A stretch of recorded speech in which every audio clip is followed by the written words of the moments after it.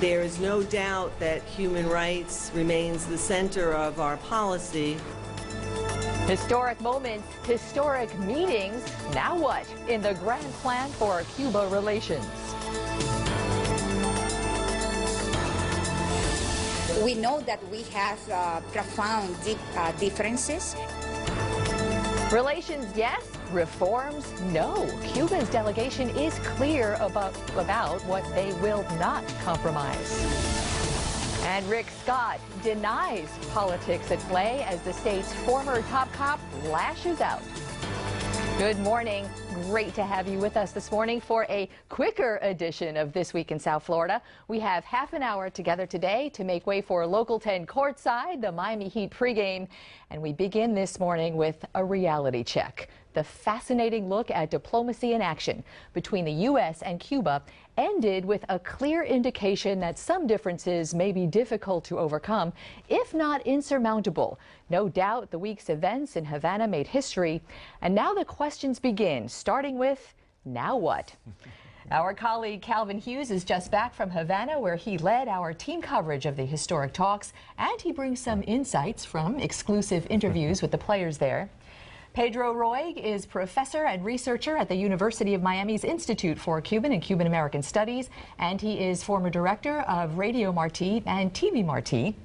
Jorge Duany is director of the Cuban Research Institute at Florida International University and is a professor of anthropology. Good morning, everybody. Welcome back to you. You know what I'd like to begin with today? There were such expectations and such hopes at the beginning of this week going into this, and really, you came back having covered it all, and there really has been no movement, no compromise that we could see publicly. Well, first I'll say yesterday we were able to talk with a Cuban diplomat, high-ranking Cuban diplomat, for about 3 hours, and his reaction to the talks were, look, there were three basically days of talks. There were the migration talks, the normalizing of ties, and then there was real talk on Friday, which both sides sort of went to the media and had their own reaction to what went on behind closed doors. I think they have to take baby steps to diplomacy. The first issue, they will in fact open the embassies, reopen the embassies in Havana and in Washington. That'll happen, no doubt about it. And Cuba will be taken off the state sponsors of terrorism list. That's just a matter of time. And says who is that a matter of time? Because that is a real bone of contention in this country. Oh, President Obama has already said that, and Secretary of State John Kerry has already said that, and it'll happen, in fact, before the Summit of the Americas in April. Both embassies will be open, and Cuba will be taken off of that list since, I guess they've been on that since about 1982, I believe. Pedro Roig, there is some legal obstacles and practical obstacles in getting all of this done. Well, that, I think, it will be done, I agree with you, because they don't need congressional approval. That's right. This is exactly within the purview of the State Department and the presidency. And I think President Obama is committed to take Cuba away from the list of terrorist nations. Now, what bothers me is the secrecy, the lack of transparency during 1.5 years of negotiation. Even Senator Bob Menendez, the leading in the Foreign Relations Committee, president of that committee, was not informed. He knew about these agreements the night before. So for 1.5 years, the Senate and Senator Bob Menendez was kept separate from this. And by the way, the only real element that came out from is a victory for Raul Castro. He brought back the 3 spies, including one that was sentenced to life, in prison. And one of whom we met while we were there, Tony Guerrero. We met him in Old Havana, and I asked him flat out, look, how does it feel to have your face plastered all around billboards and posters all around town? His reaction was, I'm proud of what I've done. Cuba loves me. This is love. He is a hero Cuba. there. Right, Yeah. but Let me interrupt you for one moment. Let me bring you into the conversation. Jorge Duany, that human rights was a big focus and had to be by design. And you heard Roberta Jacobson, the Assistant Secretary of State, talk about this. Human rights in the U.S. perspective is quite different from Cuba's version of human rights, is it not? Sure, and we saw actually for a couple of days too that they even disagreed on whether they had talked about it or not during the conversations. And clearly what human rights means in the United States and almost everywhere else, freedom of expression, freedom of assembly, political parties, freedom of the press, is not what the Cuban government is really thinking about. And in fact, the Constitution of Cuba allows for these rights as long as they don't contradict the Cuban government. They mean really social rights, like the right to education, the right to health and equality and so forth, which they are really concerned about, even in the United States. Indulge me for one moment. I want you to hear something that you brought back from Cuba, a clip of sound with the Cuban diplomat who was leading the negotiations here, and I believe this was your interview with Josefina Vidal Ferrero. The use of force by police in certain places in the United States that have caused the death of some people. This is something that you will never see in Cuba. One of our most important virtues is to acknowledge our own imperfections, but acknowledge that our system allows for transparency and freedom of expression. Wow, did Miss Fidel Ferrero launch some missives? Well, what's interesting about that is Cubans are so smart about, in terms of looking at this meeting and saying, okay, the U.S., you've told us what you're going to talk about first, so we're going to beat you to the punch. So what happened behind closed doors was, and I confirm this, Roberta said, okay, here's my opening statement. They laid out exactly what they wanted to do. And then Cuba had its turn. They actually went first and they said, the number one thing we want to talk about, human rights. You all screwed up in 2001 with Guantanamo Bay, so you have torture issues there, and you also have issues with Eric Garner and Michael Brown. You'd never see that in Cuba. We know the histories. That was revisionist history on Josefina's part, but she went on the offense instead of being on the defense. They came out punching first. Let's hold it right there. We're going to continue this discussion when we come right back.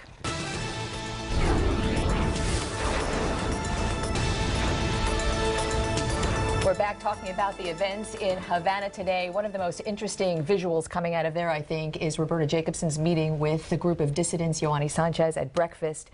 There is a focus on showing the Cuban government that the U.S. is meeting with the dissidents. How did the Cuban government react to that? They didn't like it, and of course it's important for the Obama administration to show that the main purpose of this change is precisely, as they have said, to empower the Cuban people. But is this optics, or is there something more going on there? Well, I think it's an interesting moment in which there have been official meetings with a wide range of dissidents, even though they're also divided among themselves. And I think, at least in public, it's the first time that we've seen it on TV, and then it's been allowed by the Cuban government. What was that big sigh? Well, the sigh was the Cuban diplomat told us yesterday. He said, we don't care if Roberta Jacobson meets with Yoani Sanchez, Berta Soler, the ladies in white, because you know something?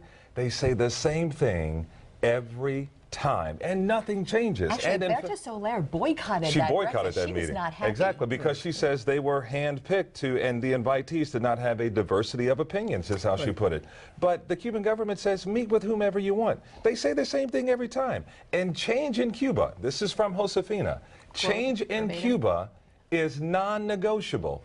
Nothing's going to change. And that's the position of Raul Castro that came ahead, bringing the 3 spies, including the criminal, in exchange for Alan Gross, which is fine, but round 1 goes for Raul Castro. Absolutely. And so far, we have a mediatic show. You know, we were talking about something real quickly I want to address, is the telecommunications that the U.S. is now going to be able to bring in. Telecommunications in Cuba, Yoani Sanchez gets her tweets out to the public, but somehow it's an intranet, not an internet. Exactly. How do we get the Castro government, how does the U.S. get the Castro government to allow Cubans to use the internet? Yeah, that's the issue. We think that because the U.S. Government says we are sending state-of-the-art equipment to Cuba, allow them, it means Raul Castro will allow that. The Cubans do not have access to the global internet. They can only navigate within Cuba in what you mentioned, the intranet. So we have to be careful when we said we are opening Cuba to the world. It is not right. Do you remember the AP investigation about the fake Twitter account? And okay, so let's use that as our premise. The goal of the Obama administration is to have sort of a Cuban spring, have change coming from the inside as opposed to coming from the outside. But if you have internet in your home in Cuba, you are the elite of the elite. Yes. Internet service in your home, I mean, for the average person, you don't have. But let me say a hopeful sign, however, that's not legally authorized by the Cuban government is the so-called paquete, the packet that gets to many Cuban households and are able to access programs from the United States, from all over the world, at a relatively cheap price. And it's actually competing very favorably against the official state monopoly of information. But they're monitoring everything. And Wi-Fi service for us in our hotel, we had it in the morning, at nighttime, was not there. I'm going to have to leave it at that. Okay. This is such an ongoing story. We will convene again soon. Thank you so much for coming in for this quicker edition of This Week in South Florida. Up next, the governor is pumped about the state's job numbers, but being pumped about the job of the state's now former top cop. That leads today's roundtable, and that's next.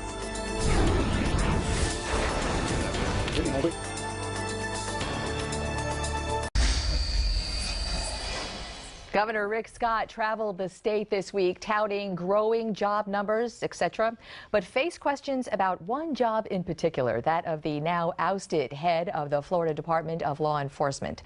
The governor is under scrutiny over how and why Gerald Bailey left his top post at the FDLE and the allegations that Bailey is making about the governor's role.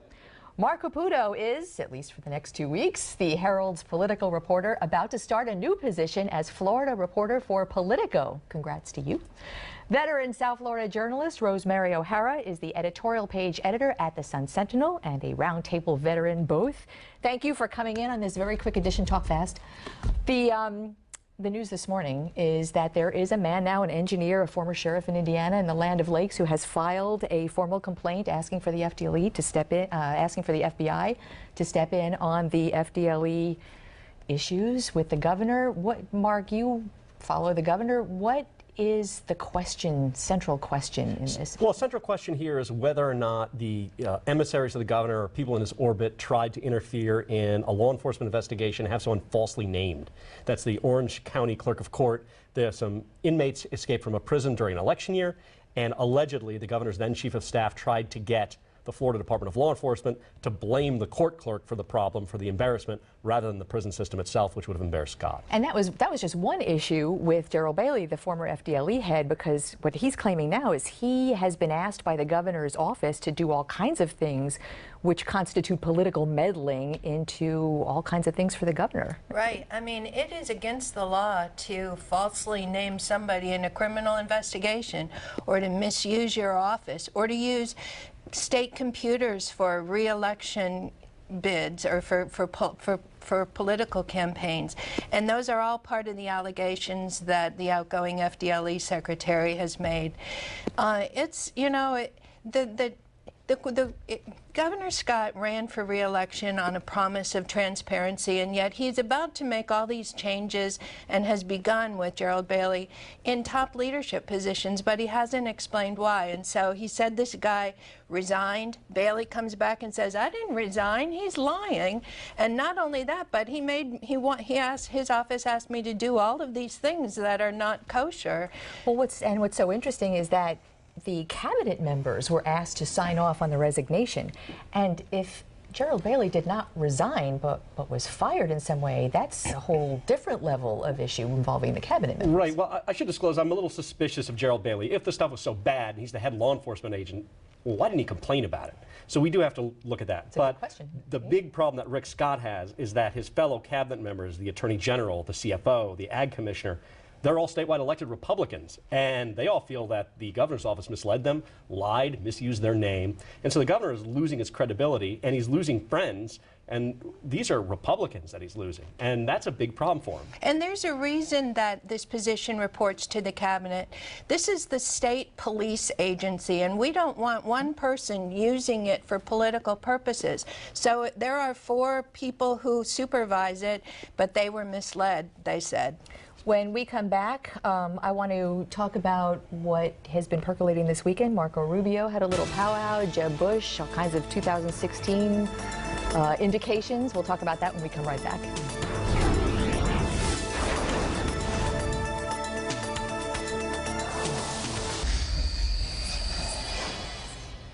Senator Marco Rubio was back in town in Miami this week at a powwow closed to the press, closed to the public, with supporters apparently deciding whether he was going to make a presidential run. And even though it was closed, a Delano guest this weekend, Mark Caputo, for a little while. What did you see go on at Team Marco 2016? Well, I saw myself get charged $20 for a drink. Well, that's, so I only that's had SOP two. on Yeah, South Beach. exactly. And I didn't get drunk because there's barely any alcohol in it. Thanks for sharing that with us. That having been said, there's probably about 100 people that I saw showed up early on. Maybe 100 more trickled in. I had then left. I mean, basically these. Name names. Well, these are folks we probably wouldn't know, like Wayne Berman, who's a big deal in Washington political circles. He's worked on almost every presidential campaign or supported financial one. backing would be the headline. Yeah. He's a money man. He's probably the big dog who was there. And then you had various people, Nelson Diaz, the Republican Party of, or better said, the Miami-Dade Republican chair. Did it look to you like this was sort of the launching pad for a presidential bid? Well, what looks like a launching pad for a presidential bid is Rubio's team, including Berman and a few others. He's also hired a woman named Anna Rogers, who is working and is about to leave Karl Rove's super PAC, the guy Bush's brain. These are people who raised about $200 million to help Republicans over the last 2 cycles. So it looks like a presidential campaign in waiting.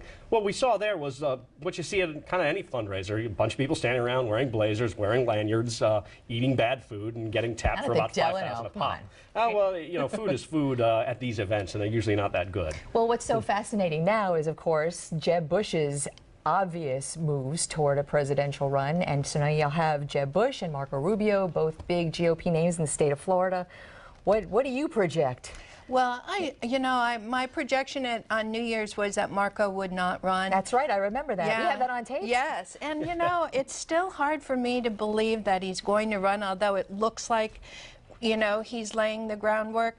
But I have to believe, unless he's got poll numbers that show he can break through the din of so many candidates. What are there, like 25 GOP candidates in that primary? Understand what Rubio is hoping for here is that he can occupy a space that a Jeb Bush implosion would help trigger.